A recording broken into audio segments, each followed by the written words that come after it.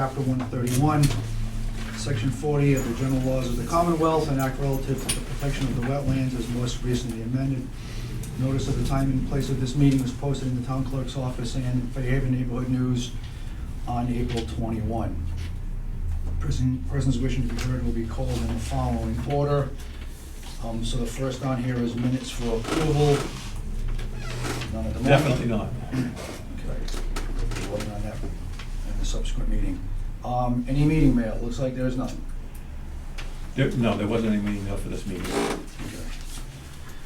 Okay, with the permission of my fellow commission members, I'm gonna ask that we switch the new business above the old business for a time to help someone who's here. These should both be reasonably quick. So, under new business, the first one is the Buzzards Bay Action Committee yearly payment due of $1,493. Tom, if you wanna. Yeah, so we received an invoice for our yearly payment to BVAC. You folks need to vote to approve it. It's gonna come out of the Wetlands Protection Act Fund. And they have appointed Jamie Kelly, the town administrator, as the representative to BVAC. Okay. And just to clarify what all that is, so back when the Buzzards Bay Comprehensive Conservation Management Plan was passed in '86, ultimately within a couple of years, there were 3 entities formed, 1 municipal, 1 research governmental, and 1 nonprofit. So the nonprofit part of it's the Buzzards Bay Coalition, which at the time was called the Coalition for Buzzards Bay.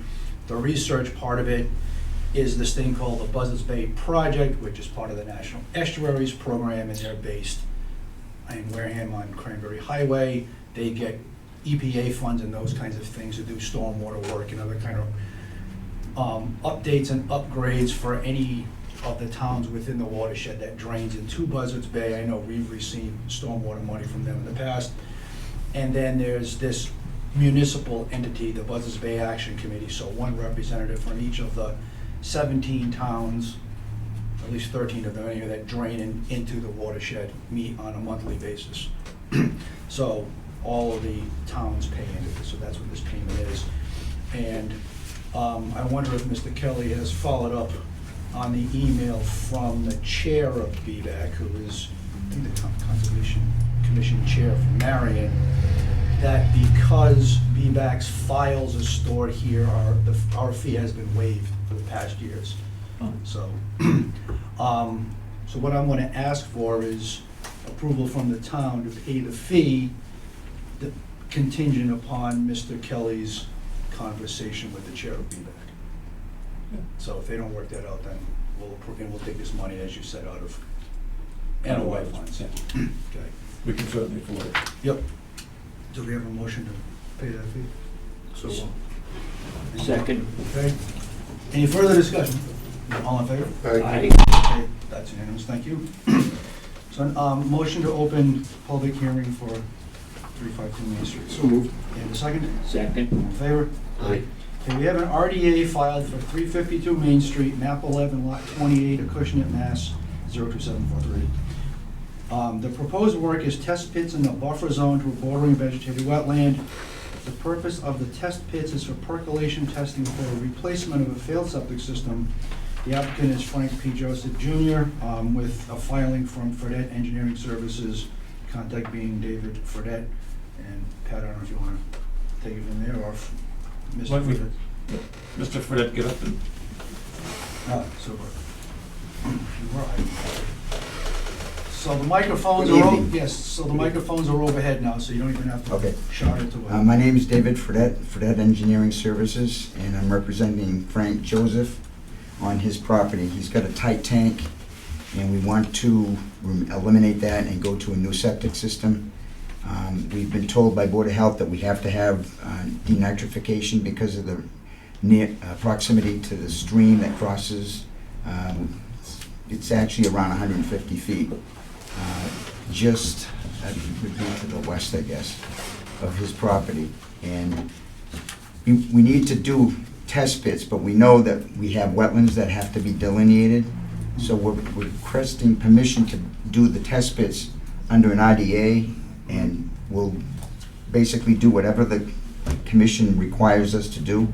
And I'm assuming that we're gonna have to put hay bales out or wattles and anything else. And then one of the first things that we're gonna do is find a wetlands specialist to flag the wetlands, and we'll delineate them. And that'll be part of the package when we submit it to the Board of Health and Concom. And we believe and anticipate that there'll be a notice of intent. Okay. Anything else? No? So, RDA now with, any comments about or advice regarding hay bales or other?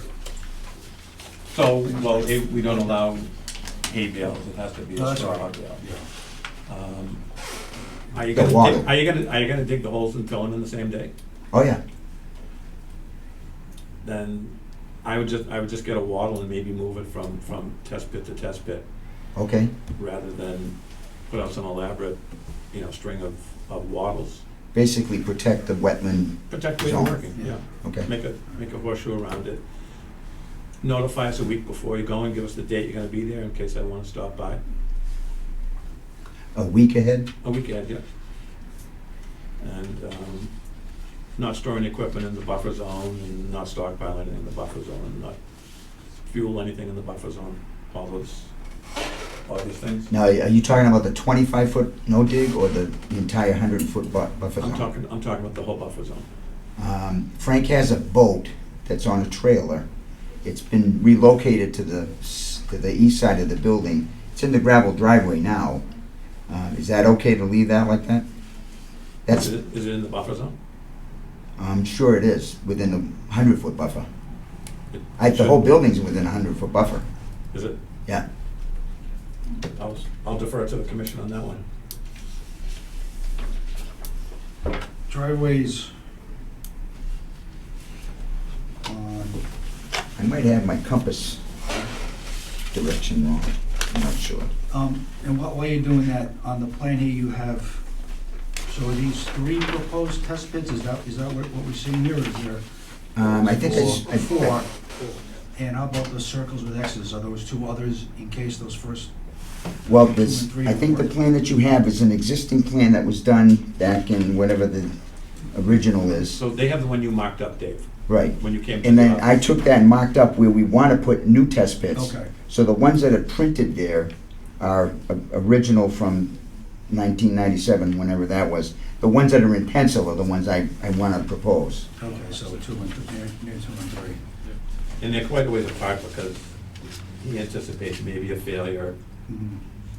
and wants to reserve the right to go to another spot. That Correct. makes sense. Right. So, you said gravel driveway? There's a pea stone gravel driveway That's what the now. boat is now? And I'm guessing it's about as far away from the buffer zone as it can be at the moment? Basically, yeah. All right, that can stay there, but in terms of, as Pat was saying, storing other things, let's not do that. Yeah. Okay. Anything else? I don't think so. We've got what we want, let him know a week ahead of Right. time, straw wattle, that works. So, I don't know if anybody in the audience has any questions, comments about this? Okay. I just want to bring up the sign. We Right. wanted to do the RDA sign. Okay. So, because it's hard for me to locate old IDAs and things in town being new, the commission voted to require a sign for an IDA. Okay. So this would be Comparable to the sign that we comparable to use the for this? DEP sign, yeah. Okay, And it would say IDA, ACU 001. okay.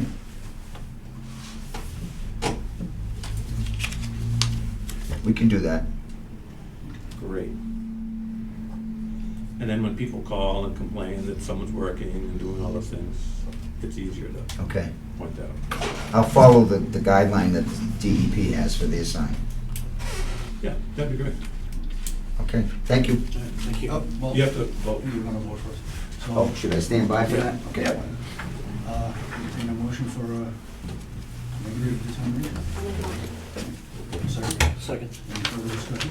All in favor? Aye. Any opposed or abstaining? It's unanimous. Yeah, close the public hearing. Yeah, and then motion to close the public hearing. So moved to close Second. meeting. Second. All in favor? Aye. Okay. Thank you for taking that about order too, thank you. Thank you. Appreciate it. All right, Have a good night. now, on to old business. PJ Keating Company, 72 South Main Street. Discussion on effective Article 6 soil bylaw in compliance with silt piles, mining waste removal from buffer zone. This is not a public hearing, so we won't be voting on anything here, Right. but let's, So, as you know, Keating's got soil in the buffer zone that needs to be moved. There's an order of conditions. There's been a recent court decision that affects us now. So, under the Article 6 bylaw, Keating needs a soil board permit to move the dirt from the buffer zone. I got an email from Doug Vigneault. I think I forwarded it to everybody on the commission, maybe just to the chairman. And his question was, does he need a permit to move the dirt out of the buffer zone? So I referred him to his counsel, who could look at the article and see whether or not he comes to that conclusion, or contact the soil board and ask the soil board to give an opinion on that, because that's not my call. I'm just the inspector. So, we haven't heard back from them yet. Did everybody have a chance to look at the soil bylaw? Yes. So what happened, the changes that were made in 2021 at town meeting, there were definitions added for bulk materials, stockpiles, earth removal, and in the old bylaw, removing earth was the act of taking it off the property, not digging it out of the ground, not blasting, not crushing, none of those things. And the town had no control over what really went on inside the quarry. We only had control over supposedly what went out the gate. So all of those things were changed to give the town control over how much rock gets blasted out of the ground, how much dirt gets excavated, and all of those things. So a stockpile taller than 3 feet and larger than 150 square feet requires an earth removal permit. Now, the catch for PJ Keating is there's a definition in here for a large project. And a large project is 50 acres or more. And that's a pretty big open site. That's 50 acres of disturbed area open all at once, not just a 50-acre plan to do some work. All of the things in the bylaw apply to the large-scale project. When you get to a project where we have some sewer contractors in town that have stockpiles in their yards, they are going to need an earth removal permit for those stockpiles, but nothing to the extent of what a large project would require. So they will have to cover their stockpile on the weekend with some kind of a tarp or something, and they will have to put an erosion control on the base of their stockpile that's movable so that they can take dirt out and do those things. They'll have to pay a fee. That hasn't been set by the soil board yet. We were waiting to do all of this to see if the court did in fact rule that, Keating wasn't grandfathered. And that was gonna have an effect on what the soil bylaw really meant. So the court ruled that they're not grandfathered, and if Keating needs a permit, everybody else needs a permit that goes with this. So we've put together a form letter that's going out to all of the local contractors in town that have stockpiles. And they'll be coming in and getting permits. And of the 5 contractors I've spoken to, no one's had a problem with it. They think it's reasonable, and it's tough to find a place to stockpile dirt. So getting a permit makes it that much better for them. so we're waiting to hear from. So they will need a permit from the soil board to do that. And the town's waiting for them to submit for a soil board permit anyways.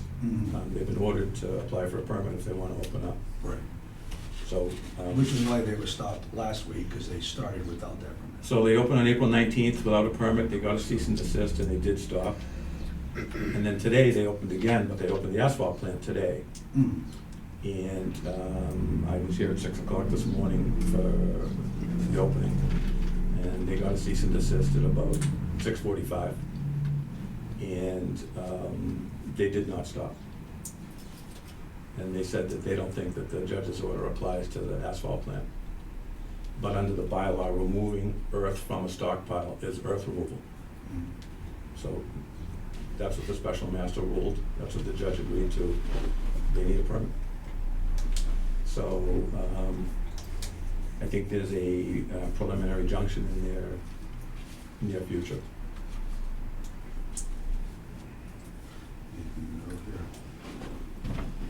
So we can't make them do anything with that silt pile until they have a earth removal permit. So that's on hold, we can't. Yeah, and that was the conflict I was worried about. If the And they commission, can't get a soil permit with having violations also. So it's catch-22. they don't, but, no, it's not. There's nothing that says you can't get an earth removal permit if you have a violation. Nothing at all in the bylaw. It basically says that you have to be in compliance with all of our regulations and bylaws. There's an order of conditions. They're in compliance with the order of conditions and NOI. It gave them 3 years to move the pile. So that's. I thought they were getting an enforcement order this week. But when it came out that you had to have an earth removal permit, you can't give them an enforcement order to move it in 2 months if they haven't submitted an application, and it might take 2.5 months or 3 months or 4 months to get the permit. So it's all conflicting, and it makes sense for them to have the earth removal permit. Well, it more than makes sense, it's what's required by the bylaw. So in the meantime, that stuff will just blow into the neighborhoods and keep going into the wetlands. No. Like we were concerned about before, like the residents were concerned about last meeting, and it's just gonna sit there now. Nothing says that Keating can't stabilize the pile. So they can't do earthwork. No, they can't remove the dirt from the pile. Nothing says they can't stabilize it. So their initial. What prevents them from stabilizing the pile? What prevents them from putting a check dam at the top of the pile to stop the stormwater from going down the slope? What prevents them from installing the silt fence properly? Sure, something will pop up. So what's their initial stance on the earth removal permit? They're saying they shouldn't have to apply for it. Is that No, what they're saying? their indications are that they're preparing their application and they're gonna submit an earth removal permit. And that's why they stopped hauling dirt out of the quarry. But their feeling today is that the judge's order doesn't apply to the asphalt plant. So, Everything's at a stalemate. yeah. So Ryan's getting at a question I was gonna ask.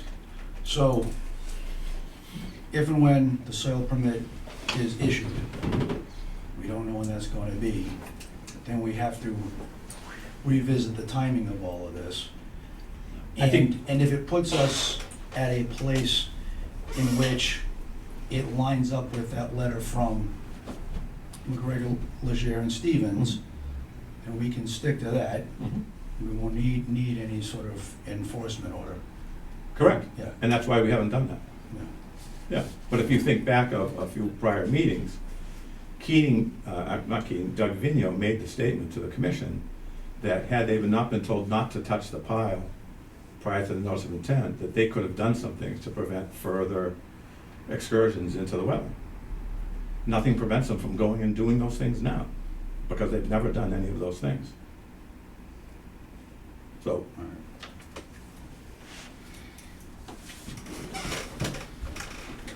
Questions, comments from folks here?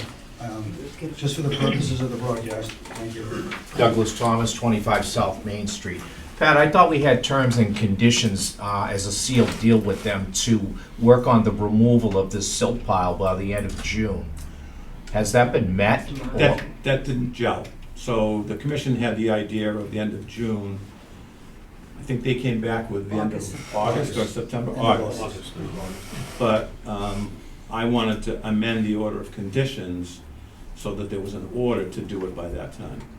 And their attorney objected to amending the order of conditions, and actually I was told by our town council Oh, sure. that that wasn't the appropriate way to do it, and that we should just issue an enforcement order with an order of conditions. Keating doesn't want to amend the order of conditions because then there's an order to do it by a specific date, and there's no opportunity to a machine breaks down, it rains like crazy for 4 days, they can't work. you Right, know, we've they're been trapped. handed every excuse in the book. It's like playing tennis with this corporation that doesn't care about our town, our community, our people that live near this quarry. As you just said clearly moments ago, that they're on operation today, direct violation to their agreements, to our agreements. What's the next step? What's the next level? Because they're upping their level.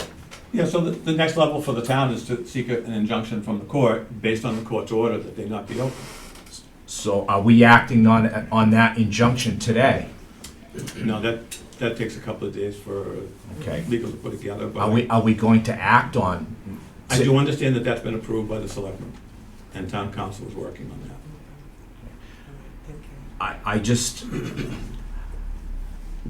I think we've asked them long enough to be good neighbors.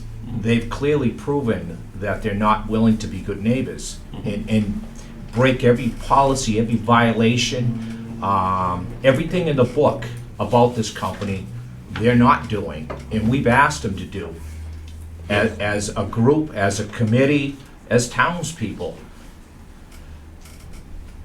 I don't know what else to say about this operation. I didn't want them to shut down. We wanted to work with them. And we're at the point of the frustration level of going backwards with this company, of seeing what we saw just a few years ago with this company working 24/7, 7 days a week, listening to these trucks, listening to the beepers on these trucks. This is what I'm afraid we're gonna fall back into. And we've made progress, I agree with that, we've made a lot of progress. But I just don't think that PJ Keating wants to play ball our way, in our favor as a community. So, But now we have a decision from a judge, and the big ruling here is that they're not grandfathered, and that they have to abide by the town's regulations and bylaws. right, And they will. right. This is a catch-22 on the silt pile. It As I is. said a minute ago, nothing prevents Keating from stabilizing the silt pile where it is. Or cover it, so we can at least enjoy a summer, and be able to go out in our backyards and swim in our pools and barbecue with our family. And, you know, COVID's broken, but we still feel like we're being jailed and housed by these people because we can't enjoy our homes on South Main Street. And I really truly think that DEP and the EPA should be here and should be involved and should voice their opinion on what's happening here. So, based on my years in the business, EPA and DEP are deep thinkers and slow movers. That's how it goes. They're very cautious. They prioritize their things. There may be bigger things that are, what are going on here in Acushnet. But for us, this is a conservation matter. As far as keeping working and nothing, that's a soil board matter. There'll be another soil board meeting coming up, and I would bring those comments to there. But I will be making some recommendations to the soil board that they require Keating to cover the pile, stabilize the pile somehow for the short term. Right. I mean, do we need to have police presence? Because they're gonna open tomorrow It won't do and any good. produce asphalt, It even won't though do any we've good. slapped them with this order. The police have no jurisdiction whatsoever. It's strictly a court matter, and it'll happen this week. I mean, do the townspeople need to line up in the front gates with their own private vehicles at this point? You know, I wouldn't Mr. recommend Thomas, this. Yeah. we're getting off Yeah. the area Yeah. where we have jurisdiction. Okay. Yeah. So, not that I don't understand your concerns, but I want in terms of. Okay. Those are all good questions for the soil board. efficiency. Okay, Yeah. okay. And just as a follow-up too, even though this new premise of our policy of having to have a soil removal permit, in this case is gonna slow things down, this is a good place for us to start with this process and keep it going, so it is seen that there are no excuses or exemptions made, that's what I want. Understood, Yeah. understood. So, I know it's a drag for the neighbors. And the soil board gets to impose conditions in unison with the Conservation Commission, and we didn't have that ability before. Right. So when someone tells you they're grandfathered, whatever you give me doesn't apply, it gets very hard to get things done. So we're That's- light that's- years ahead of where we were a year and a half. Oh, absolutely, I agree. I mean, and it's, you know, thanks to a lot of different people that are involved in this.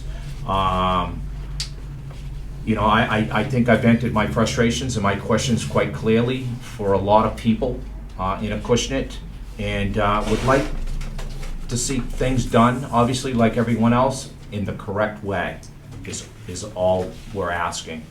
And that's why it's so slow for the town, because we have to do it in the correct Yes. way. Yes. So That's all I have. Thank you for your time. Appreciate it. Thank you. Any other neighbors, questions or comments? Mr. D'Souza? Christian D'Souza. My only question, Mr. Chairman, would be, are there no means of issuing an enforcement date specific, requiring them to obtain the permit and proceed with the project? I mean, is that something that wouldn't be I'm gonna take. feasible? I'm gonna take a guess and say that the only date I mean, on hand is the 3-year date from the date Right. that the order of conditions So- was. so, right, Signed. the original, right, the original agreement. Right, and we're what, 8 months? And what is the end date on that exactly? The 3 years? What that is? Anybody off here? July 2024. But I'm getting the sense that they're gonna do it prior to that, because the longer they wait, the harder it is for them to be open.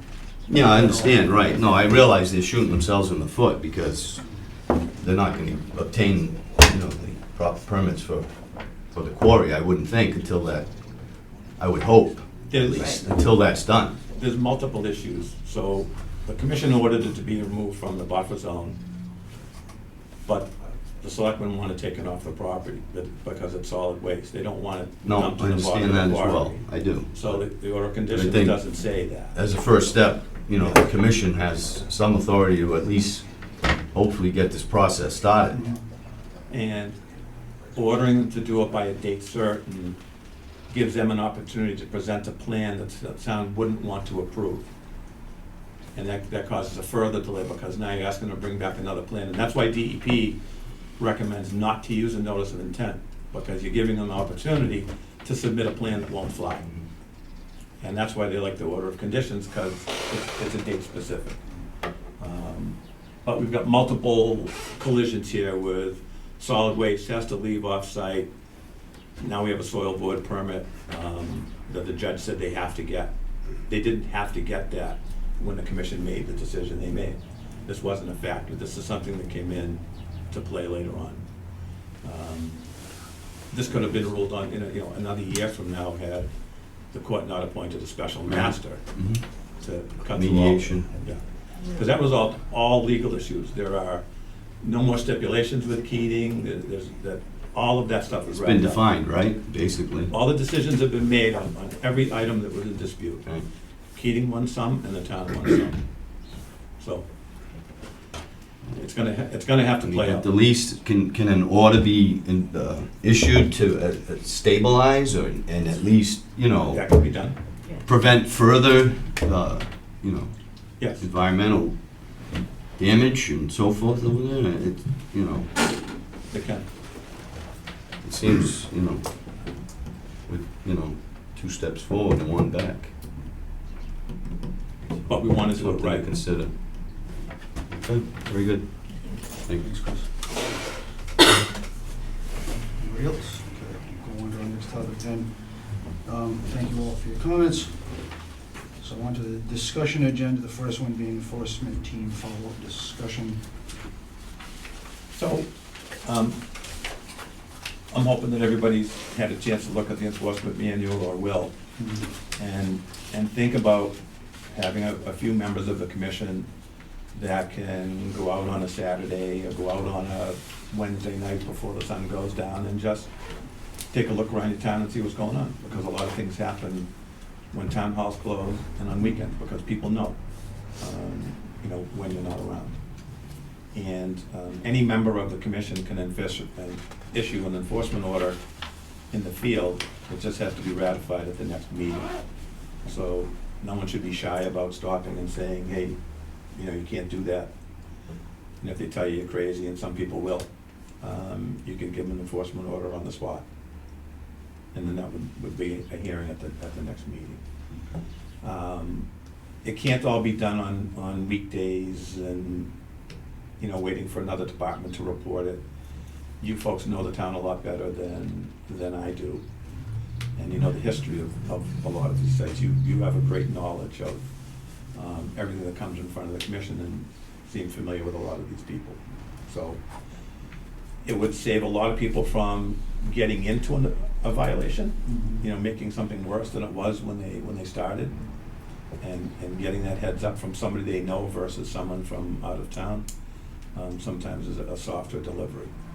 So I'm trying to get some of the commissioners involved in going out and looking at enforcement one day a week or one day every other week or something.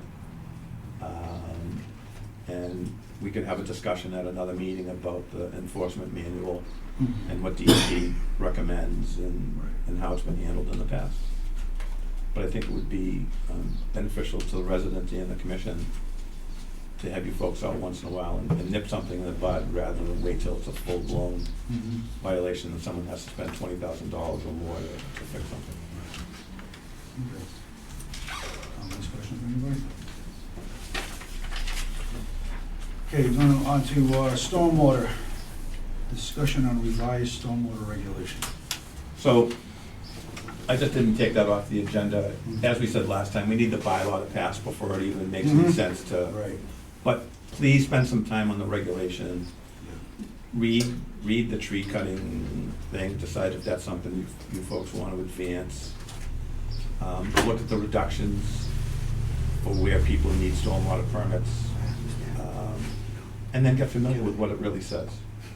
It probably took me 5 times to read it before I didn't have new things jumping out that I missed the time I read it before.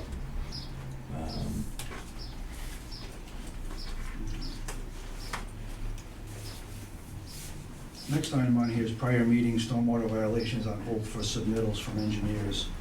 So I included in that, I just want to give an update on Robinson Road, because I guess they reversed course. They have reneged.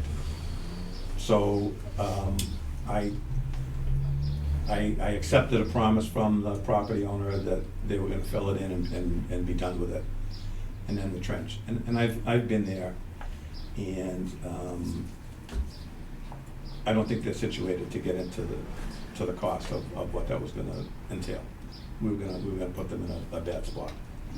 The fellow that owned it didn't speak much English. He brought a friend with him that did, and they fully understood, and they said we're gonna go home and fill it in. I got an angry phone call from the person who complained, saying he only filled in the part until it got to that guy's property. He's left about 30 feet still open with the water going into their property. He mentioned they were building a garage and the foundation's in for the garage. I checked on that. So I was gonna send him another certified letter and tell him if he hasn't filled that back in the next 10 days, that we're gonna give him an enforcement order and make him hire an engineer and spend some money. But I honestly don't think they can afford it.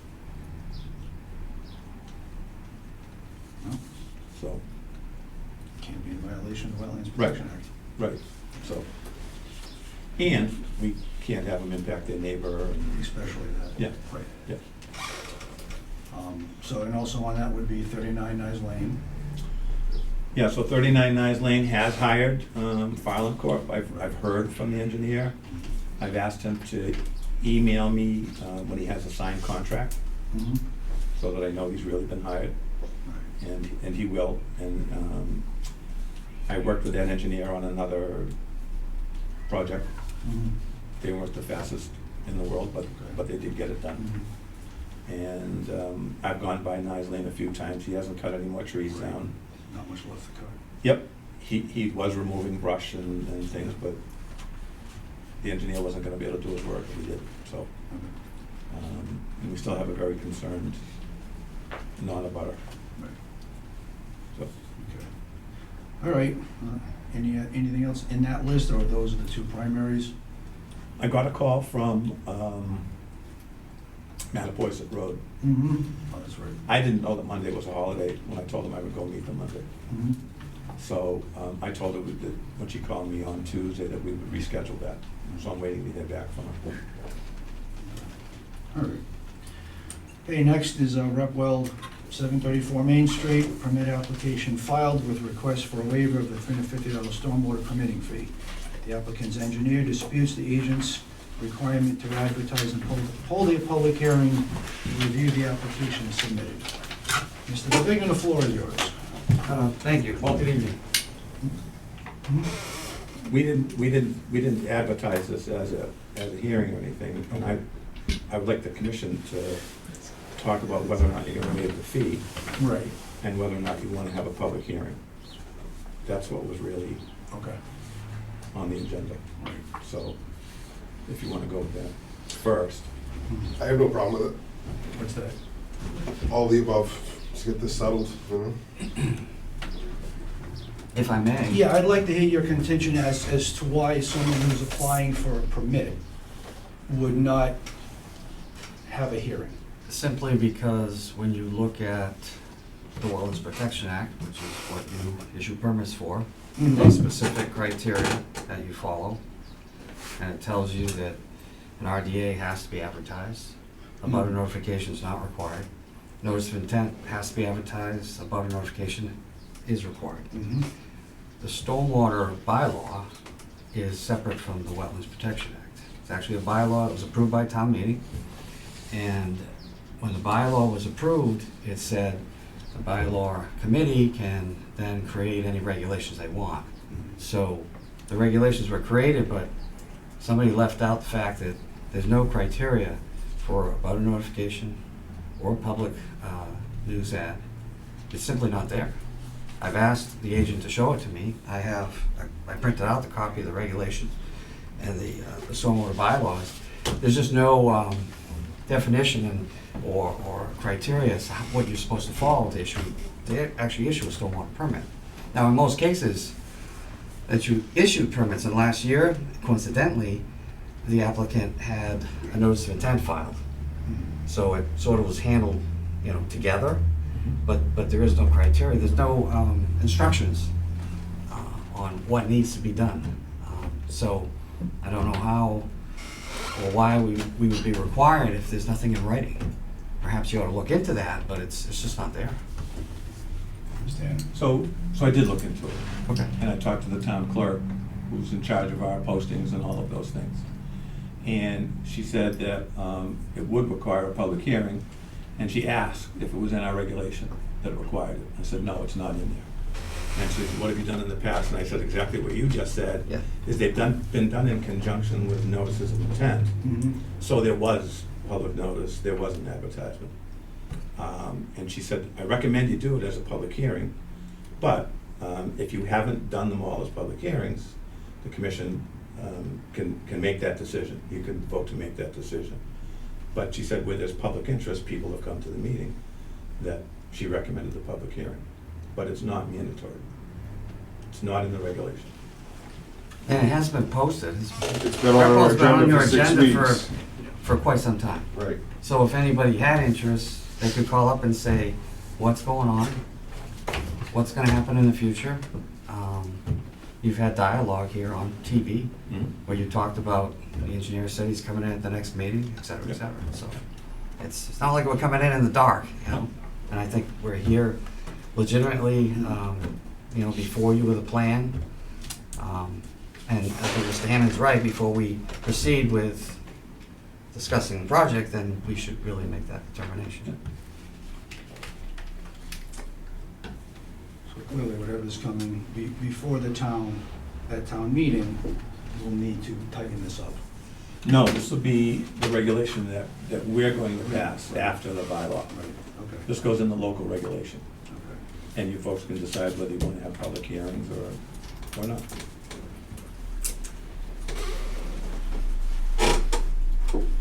Pat, can you hand me the plans, please?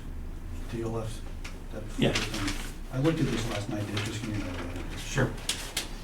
And while I'm doing that, does anybody have any questions for Mr. DeVigan or Mr. Sonorizio?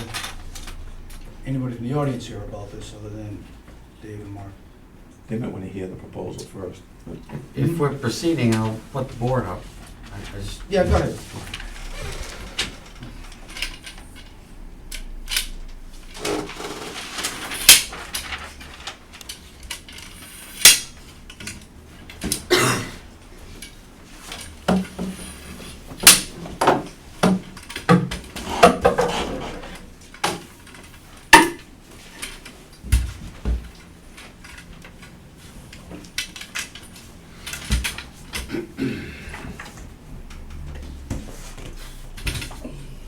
And for the record, just so it's on tape, Yes, we're doing this for purely informational purposes. This is not a hearing or a meeting, public hearing right now. For the record, I'm Dave DeVigan, representing Mark Santarizio. He's here with me this evening. He's the owner of the property. He purchased the property 16, 18 months ago. Yep. And when he purchased it, he purchased shares in the company. Rep Weld has been operating there for, as far as I know, 30 years. Before that, it was a concrete plant, if somebody has been in town long enough. And as far as I know, Rep Weld's never changed what they've done there. The site looks the same as it has decades ago. Mr. Santarizio has not changed anything. Historically, that site has been given Class 1, Class 2, and Class 3 licenses.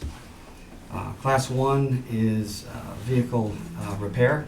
Class 2 is the sale of vehicles, used cars. And Class 3 is the storage of auto salvage. Cars that are not for sale but are used for parts. This whole project started, why we're here, I'm going to just get right to it. It started with an election from his father, running against a select board member, who is currently a select board member. And there was some digging into the sale of the property, and we were told, he was told to, on the last issuance of the Class 3 license, which is the focus of why we're here, which is the auto salvage, to comply with the EPA guidelines, NPDES guidelines, as a part of the license being issued. So since that license was issued, he's paid for a topographical survey to be done. We developed a site plan. The interesting thing about the site and trying to get yourself into compliance is whether you go to the EPA or the stormwater bylaw, in order to get a permit, you have to be doing work. 5,000 square feet is the threshold for a stormwater permit to be required. Nothing's changed at the site. He has no intentions of changing anything at the site. So, but we did file with the EPA. He is covered under the EPA. We submitted that documentation. We've developed a swoop, as we call it, in the industry, which is stormwater pollution prevention plan. So he has that in place. We were given forms. When you go to the EPA website, they actually have a specific section, I think it's 6, that talks about auto salvage yards and different fluids that could be involved in the operation. That's actually all on the top of the plan. Mr. Santarizio went through that and detailed what he does and what he doesn't do. There are things that are not applicable. We covered that. That's kind of part of his pollution prevention plan. So we put that on the plan. There was talk in the past 6 months, 8 months about having to put all the cars on a concrete pad, having to pour a 100 by 100 pad. Then it evolved into a 300 by 300 pad. I don't know where all these numbers came from, but in the end we decided, why don't we just take all the Class 3 cars, I'll call them. He's licensed to have 70 cars on site. We're gonna put them all on pavement that exists today. The site is very clear as to how it drains. If you've been to the site, you follow around the building and everything drains into a low spot and then it actually goes back uphill towards the rear of the property. at that low spot in the gravel area, we're proposing to put in a catch basin as a gas and oil separator to capture anything coming off of the pavement, and it'll capture anything from whether it's, you know, cars that are being repaired or what have you. So we're proposing to alter less than 2,000 square feet, and the only reason that number is up a little bit, we want to put the basin in the gravel beyond the pavement. We don't want to tear up in the pavement, but we will put some pavement in front of it so we can channel the water from left and right into the basin, and then we're going to put some loam behind it so that we can create a berm behind it so we capture everything in, so everything that goes where it's going now will continue to go where it's going, but it'll be funneled through a gas and oil separator, which we'll have in the catch basin. That's all detailed on the plan. I guess that's what we're asking for as a stormwater permit. We did fill out your stormwater permit, but right on the top, the heading says disturbance of 5,000 square feet or more. Again, he's never proposed, he doesn't want to change anything at the site. If he does, and it's greater than 5,000, then everything will be on the table as far as stormwater goes. So I'm looking at this report sent by Conoco to Pat on, well, today. This just came in. It sounds like this paragraph here is different than what you said. It says, it is our understanding that Repwell is proposing to construct a 250-foot by 300-foot concrete pad. You said that's not going to happen? No, on the plan, his class 3 license, he has a specific area that he can put the cars. Right. Because the site's large, I don't know if it's 40 acres or, it's already. it's enormous. The 250 by 300 is defined in his license as to where the cars can be. They can't be outside of that box. That box has got to be 500 feet parallel from the road. So essentially, on the plan, we have a 500-foot parallel line from the pavement, and then a 250 by 300-foot box. That defines what is licensed, where you can't put cars. We're proposing to now take that huge area and define it and reduce it down to, I believe there's a number right on the plan, 17,000 square feet. So he can occupy an area of 75,000 square feet, which is mainly gravel, and it has some concrete spots, I think, where the concrete company just threw the excess, concrete from the trucks. So we're reducing it. We're saying that we're not going to use the 250 by 300. We have no desire to manipulate, change all the ground back there. He's going to simply use the existing pavement, a 17,000 square foot area within the 250 by 300. So if that's what Conoco saw on the plan, then that's a misinterpretation.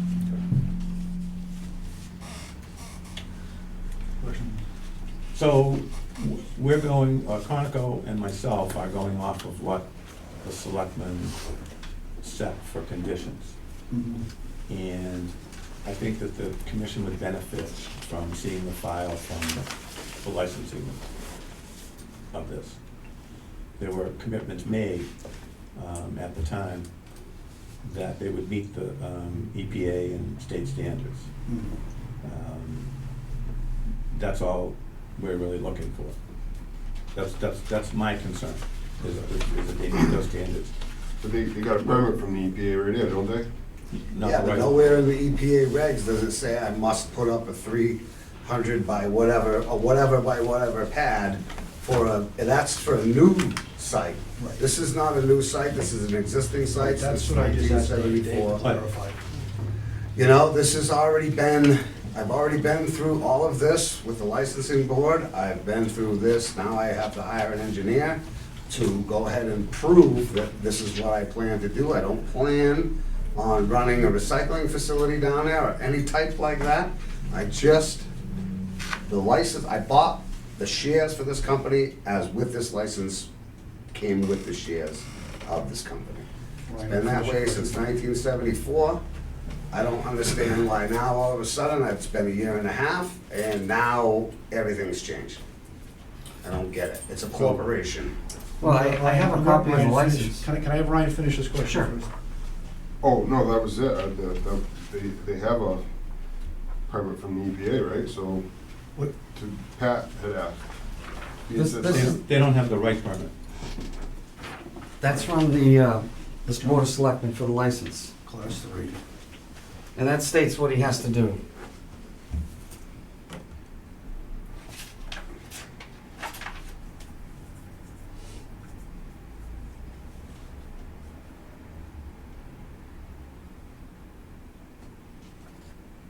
seeing here matches up with all the boxes you checked here.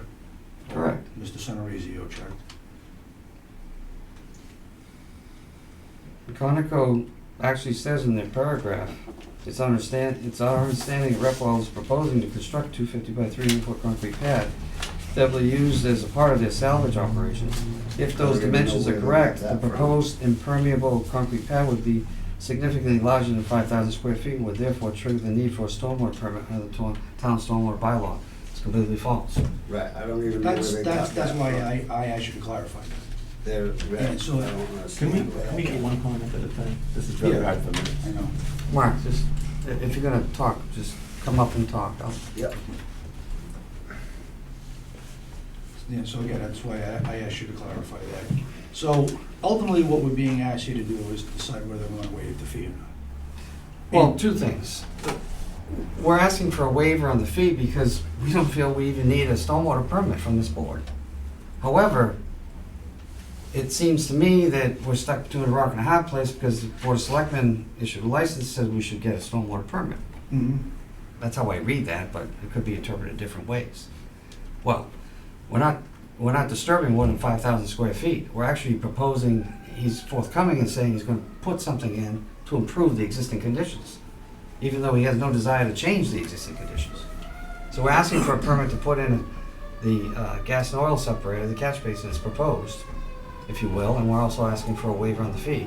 It just seems excessive from the pay $350 to do something good that he really feels he doesn't have to do because we're not altering anything on the site. It just seems like it's a go-around, it's a merry-go-round for him. It's a cat chasing, the dog chasing his tail. We're just going nowhere with this. Anybody else with comments, questions about this?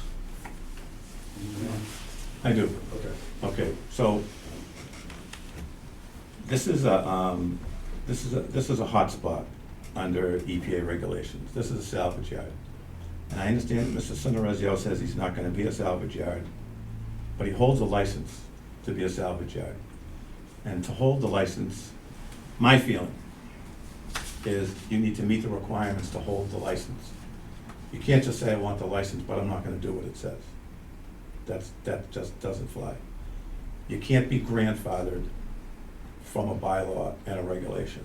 It doesn't matter if they did all this 100 years ago, the rules have changed. They need to meet that.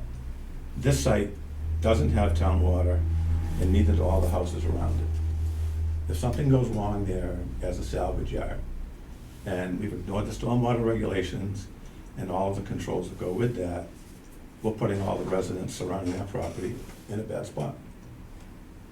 So, it's my feeling that A, they got a construction general permit to do construction. They didn't get the multi-sector general permit that a salvage yard requires from EPA. That is not in here. And this clearly says it, and Conoco's sheet says clearly. I was asked by Conoco where the water goes from the catch basin. Where does that go? Does it infiltrate? No, it's a discharge where it discharges now. There's a grass, an overgrown swale at that low spot where everything filters out. Yep. And then there's a berm being built to direct the stormwater to the catch basin.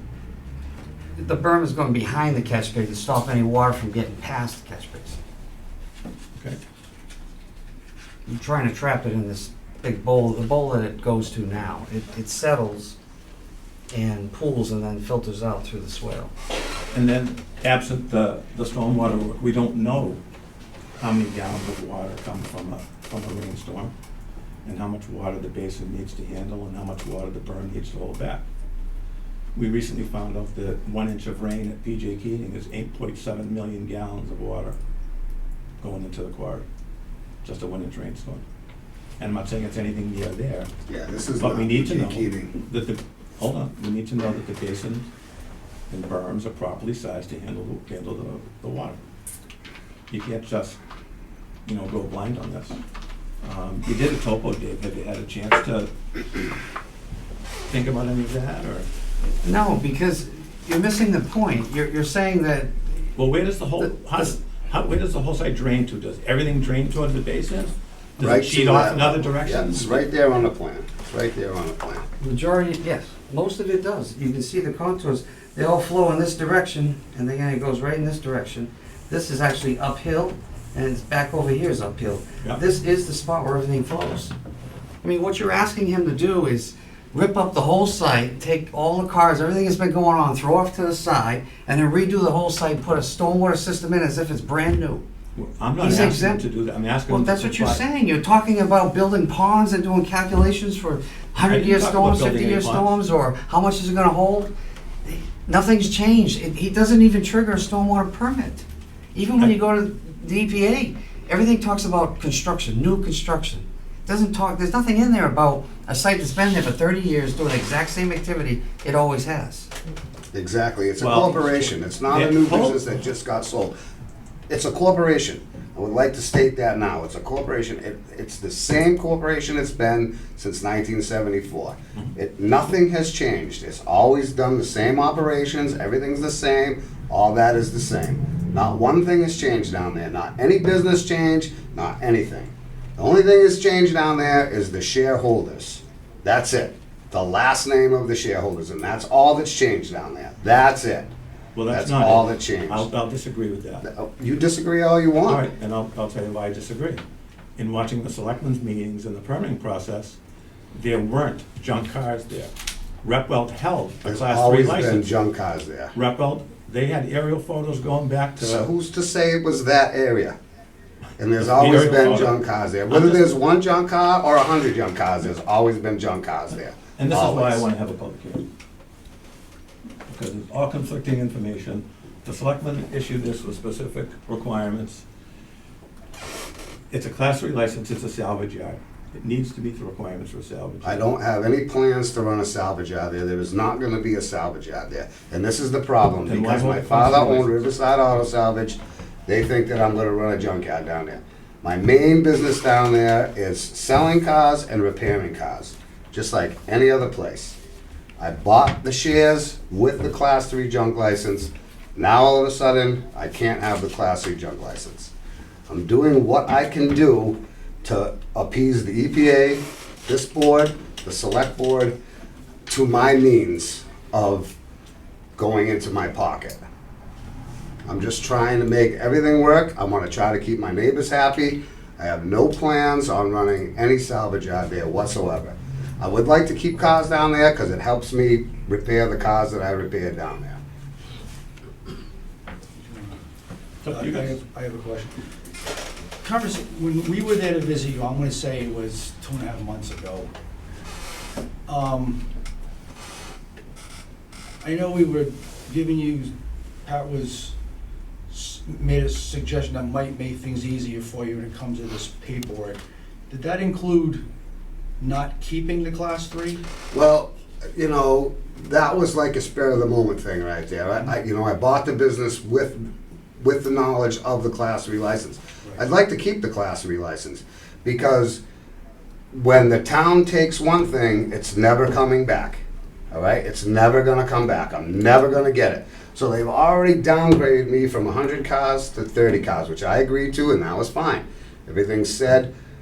I'm supposed to put abrevieties here for my neighbors. I gotta do all this stuff, which I'm working on. I have no problem. I don't even have 150 cars on the site, and I've been there for almost 2 years now. I don't plan to have 150 cars there, ever. Probably never. I've done that. They've already downgraded me. I would like to keep the license, for future, for sale down the road. It's a non-transferable. So if I sell Repwell as a corporation, it can be sold with the class 3 license as a corporation to the next buyer. There might be a little confusion as to salvage yard can mean many things. Yes. Mark's described to me that his salvage cars are cars that he buys. He would put them there, use them for taking parts out, and then once he's taken enough out of the car, it's hauled out of there. It's not like a junkyard that his father Right. ran, I don't where the car dismantle sat there them for on 100 site. years, and everything's gonna leak, and everything's gonna be all over the place. It's because his father ran a junkyard, it seems like he's being connected to, oh, he wants to operate a junkyard. And it's not the intention. Am I looking at it right in saying that it expires annually and you have to Yep. Yes. renew it? So that gives us a little bit of control here. The stormwater permit doesn't expire annually. Hmm? The stormwater permit won't expire annually. Right. Just the license expires. Yeah, but that's it.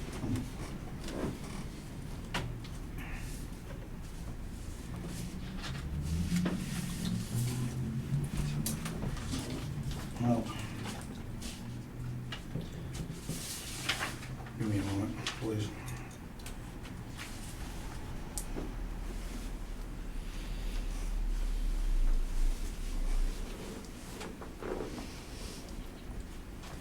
So this is the first time we're getting an application for,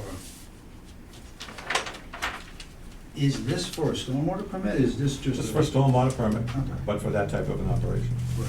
Yep. And it's separate from an NOI or an RDA Yep. because it's far enough away from. Just straight stormwater. Right. Yep. And I know it's not marked on here, but we're far enough away from any flag lines. There are no wetlands. They're Remote, it's a ways back before you get to a wetland. Significant. Everywhere he's working with previously disturbed areas. Yes, and what he's not using, there's disturbed areas on the prior occupants that go way back. Yeah. It's pretty substantial. So then we need to decide if we're gonna waive the fee, and then we need to vote on acceptance of this. If we choose to go that road, right? And Correct. This is the first time it's come in like this. So thank you for bearing with us while we work through something new too. I know it's new for you, this part of it's new for us. All right, I'm the chair, I gotta make a call here. This clearly puts us in a position that when it comes time for us to work on the regulations of this stormwater bylaw that's gonna be voted on. So, again, stormwater bylaw gets voted on at town meeting, and then we as a board can come up with the regulations. We clearly need to tighten those up. What's in existence right now is no requirement for a fee. Oh, no. No, the There's a fee is- requirement for a fee, there's no For a fee, requirement for a public hearing. public hearing, right.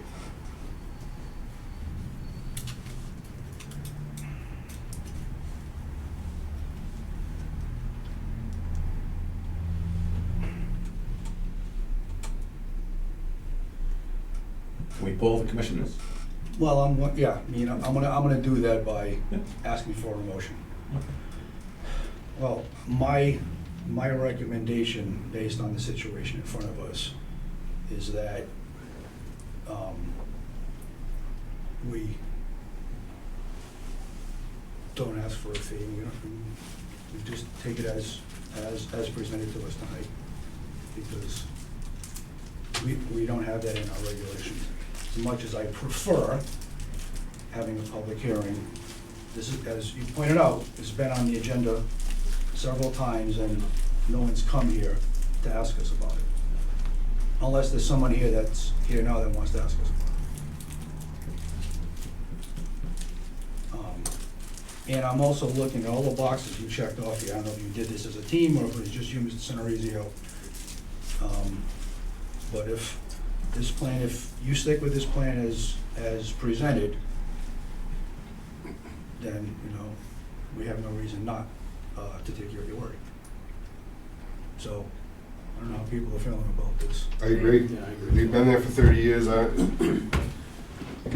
gonna put in the MD trap too, so Right, Yeah. I agree. that's I don't gonna know. make it even better having some place to trap anything that does get loose. They've rolled the dice for 30 years and you're doing something to prevent it, so I have no problem with it. And I appreciate the agent and our town clerk suggesting that we do this as a hearing. I totally get why they want to do that, and I appreciate it. But you've got 5 citizens here who have seen this business and would like to take you at your word as to all these boxes you checked here in the plan that Dave has presented to us. So, I'll entertain a motion that we waive a hearing notification fee. I'll make So one. moved. Do you have a second on that? Second. Any further discussion? No. Okay. All in favor? Aye. Aye. So I think the other thing we need to vote on is motion to accept plan as presented. So moved. Do we have a I'll second? second. Second. Any further discussion? All in favor? Aye. Okay. Do we need to do anything else on this, or is that? That's it. cover Thank you. Thank you for your time. Thank you.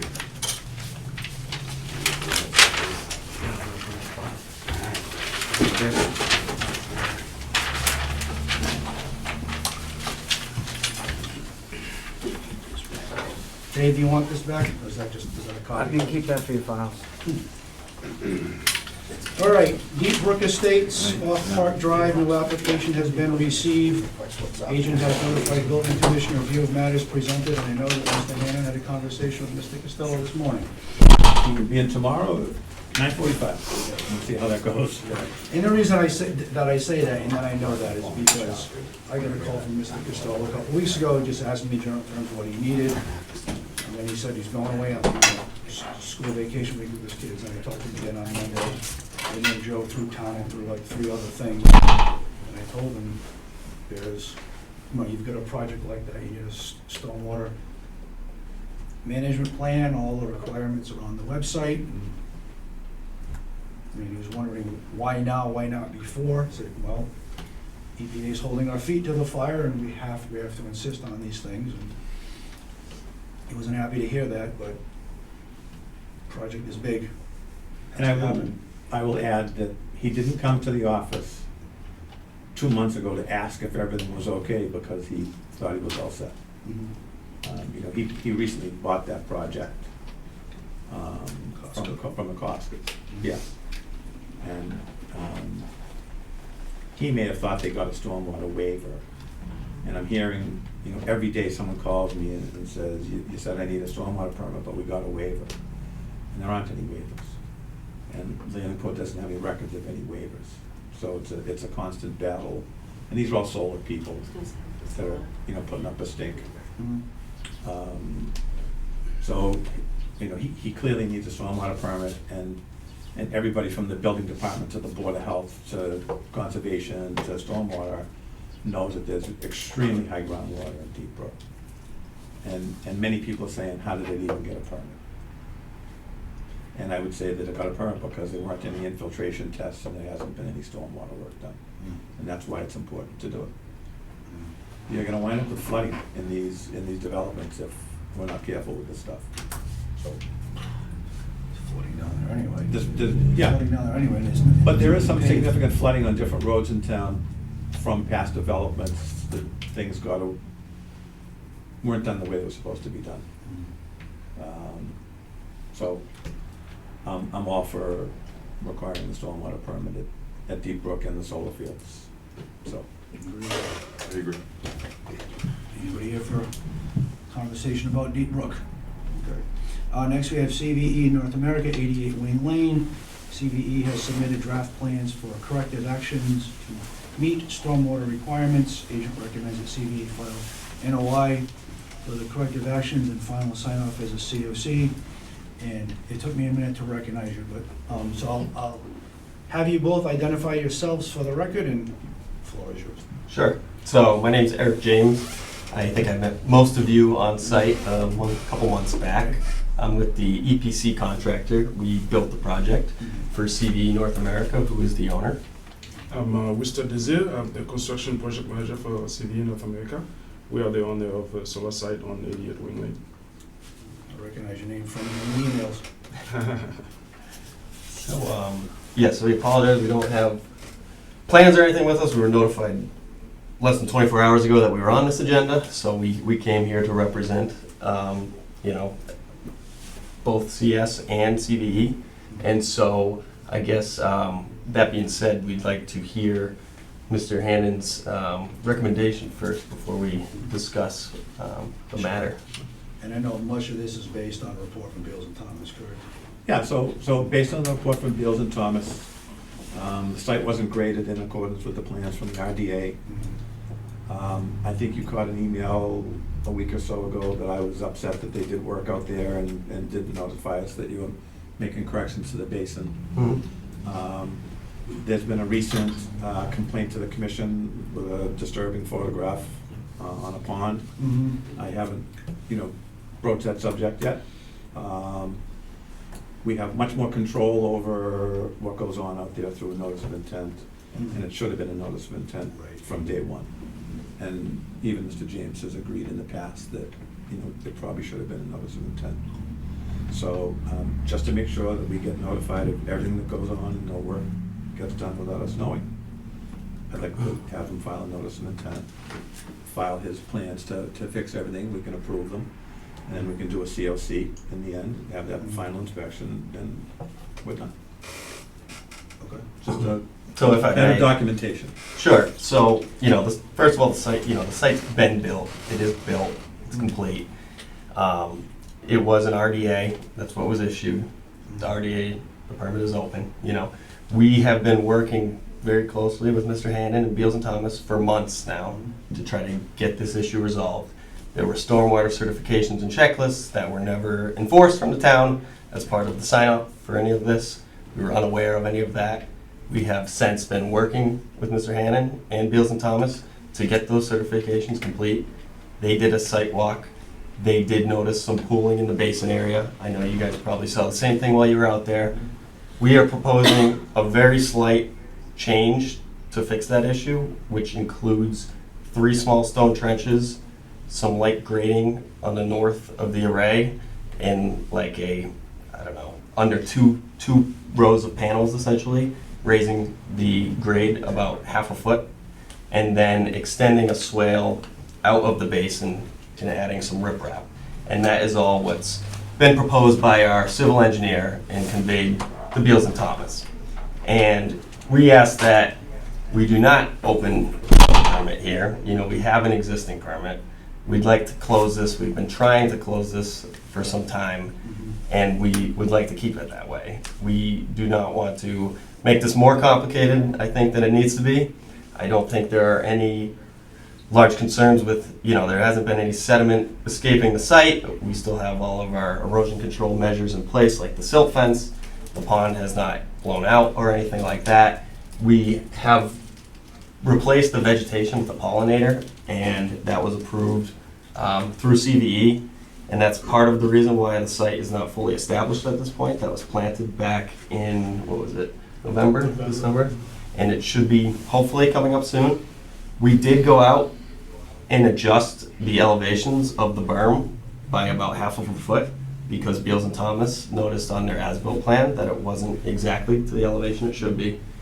We were unaware that we had to notify you, I guess, because that was the recommendation from Beals and Thomas, so we did that because of the recommendation that we were given. And we understood this was continuous work based on the permit we already have. It's not like we're coming years later after everything was settled to redo anything. It was more based on the reviews and the things they have observed, and they recommended to do some adjustments, and we're just doing it. And that was the understanding.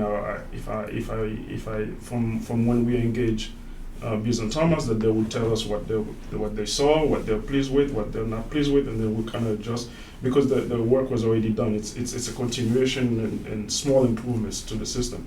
So we don't see the need of going way back as if we were starting over to apply for an NOI, because that itself is a process and it involves a lot more. Because we're like right there at the finish line. We were wondering if we could just kind of finish the little things that needs to be done to complete the work instead of starting over. Can I ask, there were infiltration tests done, correct? Yes, and they failed. Okay. So, this isn't a small matter. No, it's not. And the town hasn't delayed this one bit. CVE has spoon-fed information to Beals and Thomas and to the town, one document at a time. And then they've been waiting to see what shoe drops with each document that they submit. We asked them to delineate a small area that I thought was a wetland. And after they delineated, I got a call, and not from this engineer, they've changed engineers since then, and he said, if it is a wetland, what's gonna happen? So I said, okay, so it's a wetland. And now you wanna know, what's gonna happen. And they didn't wanna submit the flagging information until they knew what was gonna happen. And this has been a bit of a cat and mouse game, not with Eric and not with Wester. Wester's been great, Eric's been great, but previous engineers, not great. However, they do know, engineer, project manager, that when you do work in a resource area, you need the approvals for it. They sold you folks a story on what they were gonna do to the site, and they did nothing like what they said they were gonna do. And if you look at the report and pictures from Beals and Thomas on the wet test, you've got water going north, south, east, and west on that site. And whatever they're recommending, I want them to submit as a notice of intent. It's completely up to you guys. But we have far better control, and they have to get the certificates of compliance when they're done. And that's the sign off. And they need the sign off to sell their project to somebody. So it's still gonna require a review by Beals and Thomas of whatever their plans are. The sooner they get their plans in, and whether we agree on we're gonna continue the RDA or do it. But I didn't want to accept any plans from them until we knew, are we gonna stay on the RDA path, or are we gonna go notice of intent? If we're just gonna stay with the RDA, then they could submit the plans, and I'll get an estimate from Beals and Thomas and how much it will cost. Then someone's gonna have to come out and verify that it works. And then there'll have to be an as-built, showing that it was built in substantial compliance with what was approved, and will be done. But there'll be no follow-up under the IDA to prevent invasive species in basins, all of those things. And you know, those were missed in the IDA. And we're trying to avoid going back to what it should have been like 2 years ago when we applied for the stormwater.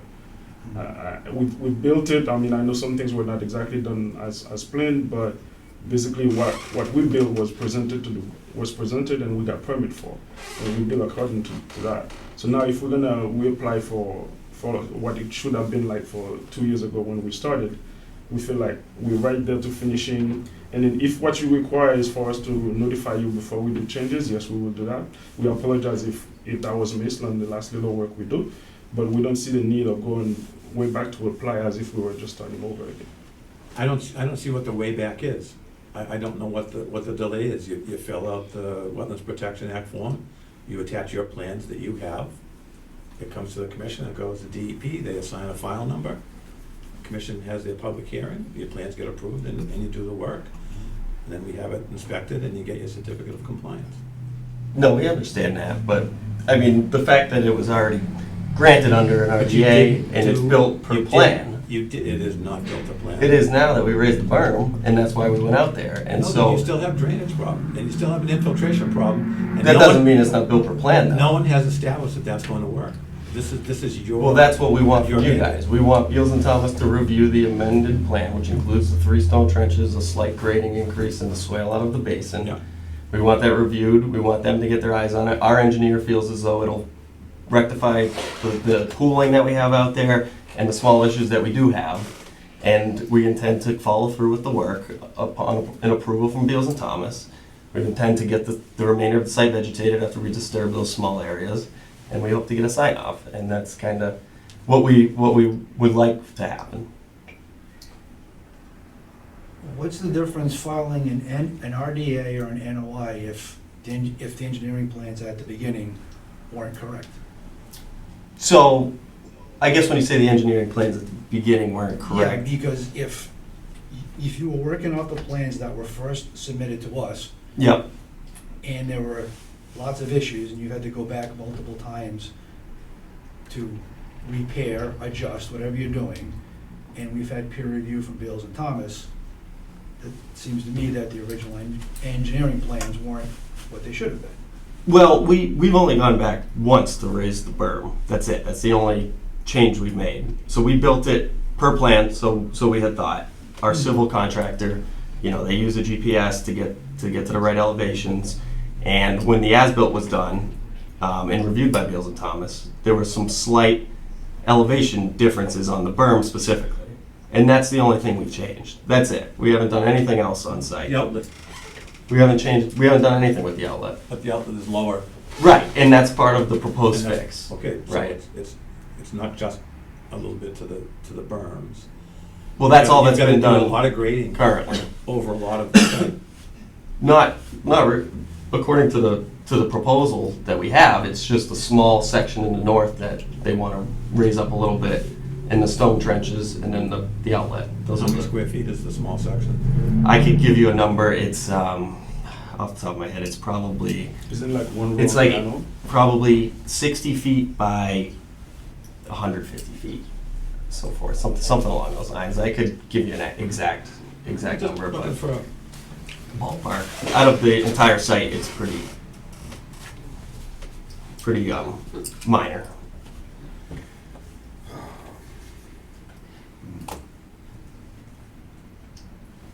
Anybody with questions or comments for either gentleman? I'd like to see it done right. I mean, I don't know, it's a tough one. It's it's bad in that north corner. I don't, Yeah, there was a lot of pooling there, so, I've got some serious questions about the pond. yeah. That was, Oh, the photos that the neighbors, The photos of the neighbors, yeah. But I- That was alarming. Yeah. that needs a little bit of looking into it for another night, but Mhm. that's a major concern to me. And I do agree with you. I do think the pooling needs adjustment, and that's the goal with the stone trenches, is to divert that water into the basin so that it doesn't pool in that area and so that it catches in the basin. And then the idea behind raising the spot behind that is to keep the elevations as per plan, and then provide an outlet and really dig down on the other side of that basin to allow the water to go out towards the north of the site. And the idea would be to provide large riprap in that swale to collect any sediment or anything that would be in there. And I do think it's from being on the site, being at the site, talking with our engineer, I do think it's a viable fix. I don't think that, I don't think it definitely will help, and it's not something that was included on the original plans, but I do think it's a good solution to the issue that's out there. I'm guessing you were just here for Keating and no questions about this? Mr. Thomas as well? Any other thoughts, Pat, before No. I make a recommendation?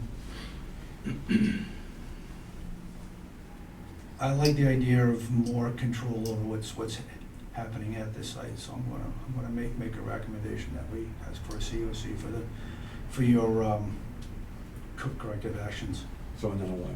in NOI. Yeah, May- that's may- what I meant to say, please. May I ask a question? What does the NOI enter? Because when we read about it, it sounded to us more like a whole lot more path. It's a different path than what we've taken up to this point. Unless I'm not understanding it correctly, the NOI basically, it's what we should have gotten way before we started the project, and all the Right, rules and because conditions of the and the sorry, process to get it approved to the DEP, and we felt like why go back to that route when we were right there to finishing the project, and it not only going to add delay to the process, and I'm not sure what else are the conditions that will come with it, and we're just trying to avoid more complications because this is not where we would like to be at this point in the project, and we're just trying to finishing it up. So now, if the board recommends to go back and because the control you've had, you still have it. It's just like that's why we're here today. We're doing things that you want us to do. So it's not like you've lost control of the project. It's not like you can say I don't want it, because at the end of the day you have to sign for it. And I remember when we met in December, you explained that as long as Bills and Thomas agrees with what we're doing, you're going to follow the recommendation, and then that's the only way the sign off will come from you. And Bills and Thomas is doing just that. They're checking our work. They're giving us recommendation. They're saying what they like, what they don't like, and we've been doing everything they ask of us. So I just don't see the point of asking for more control because you already have the control. I don't. Hopefully you're paraphrasing because those aren't my words. Well, I'm Okay. paraphrasing, of course, but Okay, so but what let me explain to you that Beals and Thomas reports to the Conservation Commission. They don't report to the CVE.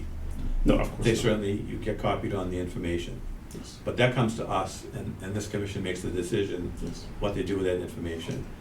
And the key word for me is, you mentioned way back in December, and here it is, May is next week, and we still haven't resolved this, and we're still fooling around with new plans and new Yeah, ideas. and it's all based on the feedback we get from them. But Granted, Pat, it took But- Beals and Thomas 3 months to do a site walk. I mean, we were asking you for a while. They were waiting for a rain event. We couldn't get them They out had to have a there. rain event, it had to be a wet test. Okay. I had to do testing, and I had to wait 2.5 years to catch a pickerel, to We- test it for DEP. No, I know, I understand, but that's why the this is delay- taking so long. Serious. But the delay is not. 2.5 years. It's not, the Because there was a delay's drought. not on us. If it feels like it's taken 4 months since December, it's not because we haven't been doing what they asked us to do. We do it. You've been They asked us doing, to do a topography, we did it. They asked us Yeah. to do a filtration test, we do it. We They did asked it. us to do this, we do it. So in other words, the control, you still have it. We can't do anything that you don't want us to do. You're not gonna get us an approval until You you're already have. satisfied. Sorry? you already have. Well, done what like we did. said, we thought maybe, okay, based on the recommendation, that was something we could just do based on the work that needs to be done. But We if just you- got that notice if you very say- recently. But the project wasn't even built in conformance with what you proposed to the commission. It was built completely different. Do you, do you, And the commission was told that the site wasn't gonna be stripped. The first thing that happened was that entire site was stripped. First thing, every tree, every bit of topsoil, it was stripped. okay, I can speak to that, because, I mean, most of us were So- not here at the time, but I'm talking about a notice of intent after the fact. This is an after-the-fact application. which has happened before. Happens And plenty of times. getting back to the control thing, with an NOI comes a certificate of compliance, and we don't sign it if you're not in compliance, and I think that's the ultimate control. this, Ryan, you look like you're gonna ask a question? No, that's what I was gonna say, was just the control, and then with those conditions, if you do go to sell the property, at least the people buying it know that everything is done properly, and It's been recorded at the registry of deeds. it's in the registry of deeds, exactly. under the current conditions, this is not where we would get right now, Mr. Hannon? What's that? Under the current path, we would not get that certificate from you, no? You don't need anything. So, that being said, furthermore, I know a lot of these solar sites are flipped, and this is, I guess I have to take CV's word for it, but they do own these sites, and they keep them We for are- the entire life We are cycle. on a. CD will always be the owner of this on a field. period. They will not transition this Not- to anybody. We're not developers that build a site and flip it, we are owners of it. Which is just And we own 8 of those sites throughout Massachusetts, not just here in Acushnet. And most of them are already in operation. These are our last 2 here in Massachusetts in this portfolio that we've had. So we're committed to do the responsible thing, to be good neighbors, to do what the towns require of us. And sometimes there are little mishaps or misunderstanding, or something that was supposed to be this tall, but it's this tall, and it happens. So when that happens, we fix it. So we feel like we're on that path to getting there with the stormwater. Now we're going back to. And okay, let's start furthermore, over. I mean, the building permit's been signed off. I mean, Jim Merritt has signed off on this site. It's built per plan, per him. You know, I know No, it's Pat's not. saying that there's drastic differences, but to be quite frank with you, there's not. The basin was raised slightly on the berm. So, The solar site's in the same place it was proposed. Everything's in the same place it was proposed. The basin needed to be raised a little bit on the berms. Is- And it's not fully functioning to fully drain the bottom of the pond, which we understand. And we are willing to work with Beals and Thomas. We hope they like our recommendation. We haven't gotten feedback yet because we haven't gotten a proposal, so we can give them money to review that, which we've been looking for.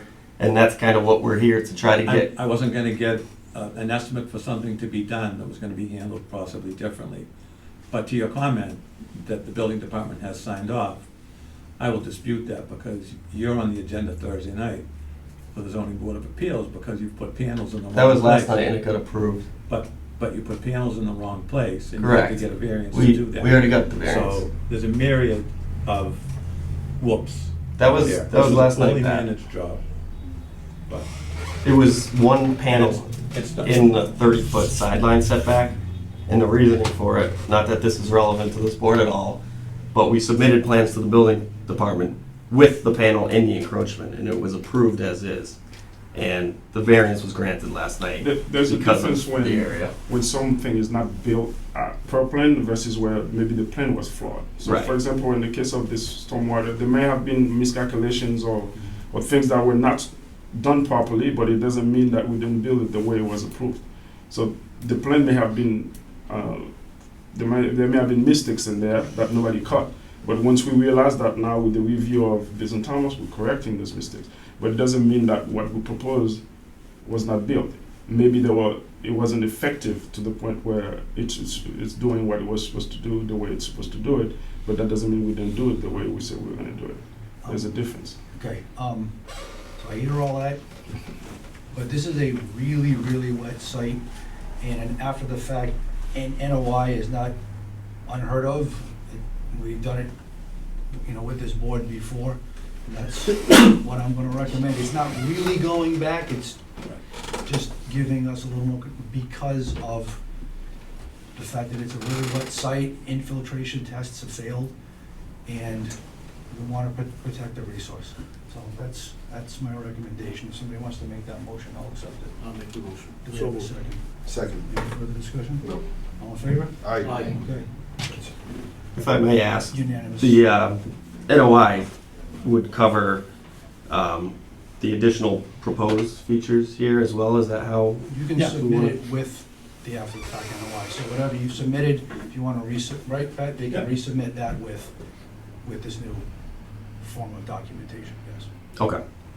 I appreciate you coming. All right. Thank you for your time. May I ask just another question? I know you've already voted, Mr. Hannon. Do you feel like this would, I know you haven't responded to it because you require us to do this. Okay, we're gonna do it now that the board has voted.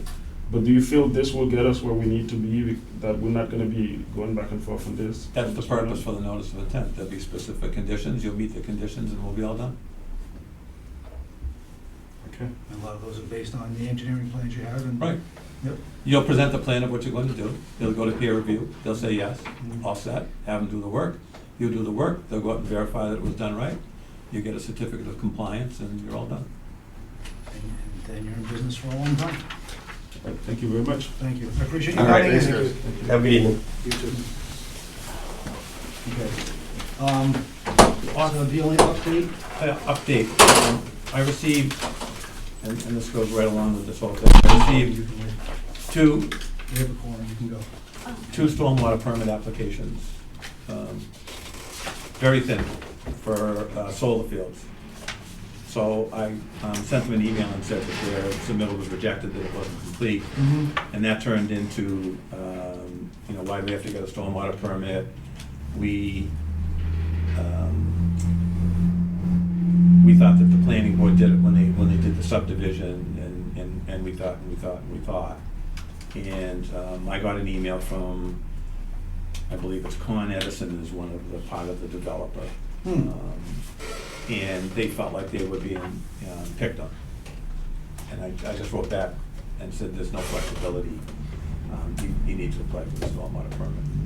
Similar to what is going on with Deep Brook Estates. They know that it's a deep dive, they know that it's expensive, and it wasn't in their plan, and they don't want to do it. So, but they have to.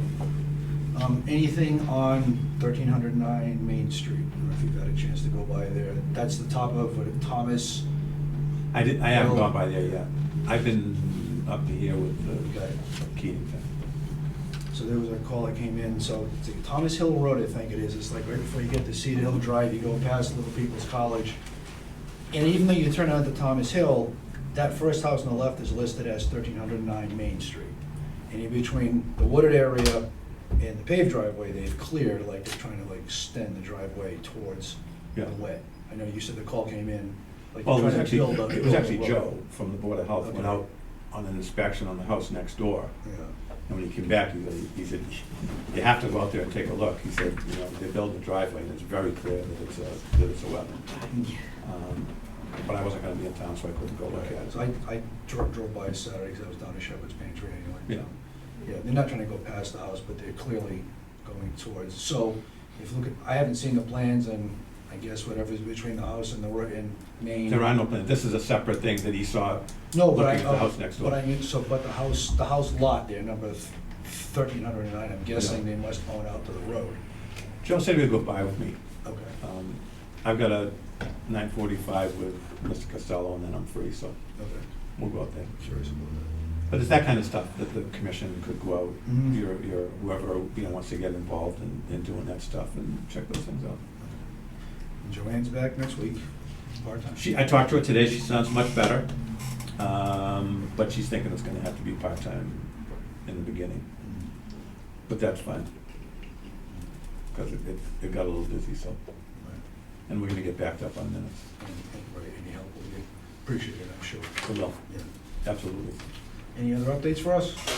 I got my stormwater, I got that. What were those two solar sites that you said? These are 550 Main Street and 355 Main Street. And this is, 355 must be golf course. No work's been done there. There's no work. no work Just was done that. yet. Isn't there supposed to be a proposed moratorium still for town meeting? That won't affect us, I think they've already That won't gone affect through that? planning and Oh, okay. got that. So yeah, it is Con Edison and Clean Energy Businesses. 350 must be the driving range. It's, yeah, I think it is the driving range, That's, because one, that was This- proposed, this- gotta be like 7 or 8 years. This 352 is right across the street. okay, That's, because one's owned by somebody named Westgate, and the other one is owned by the Carlsons, and they live in Wareham. So Pat, I have a question. Before you do that, I wanna make sure we've gone through whatever updates I need for people on the board have. Had anything else? Oh, that's it. Anybody on the commission with business for the commission? there's just a little further down the street from,